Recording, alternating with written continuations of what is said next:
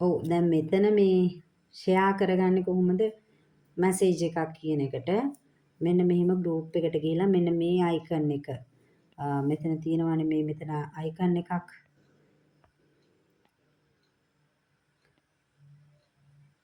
අපිට පේනවා ඇති මෙන්න මෙතන අයිකන් එකක් තියෙනවා. මේ කැමරා වගේ මාක් එකට යටින් මෙන්න මේ අයිකන් එක මෙන්න මේක.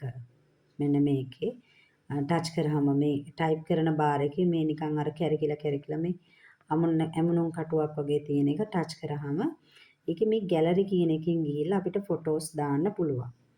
හරිද? ෆොටෝස් එක මෙහෙම ටච් කරලා සෙන්ඩ් කරන්න තියෙනවා. මම සෙන්ඩ් කරන්නේ නැහැ. මේ විදිහට සෙන්ඩ් කරන්න තියෙනවා. එහෙම නැත්නම් අපිට ආයේ යනවා නම් ෆොටෝ එකට ගිහිල්ලා මෙන්න මෙහෙම ඒ ෆොටෝ එක උඩ ටච් කරාම මෙන්න මේ වගේ අයිකන් එකක් එනවා. මේ තියෙන්නේ මේ අර ඩිලීට් බටන් එකට මෙහා පැත්තේ අර V අකුර අනිත් පැත්තට හරවලා වගේ සයිඩ් එකට අන්න ඒක ටච් කරාම මෙන්න මේ වගේ අපිට අපේ ඇප් ටික පෙන්නනවා.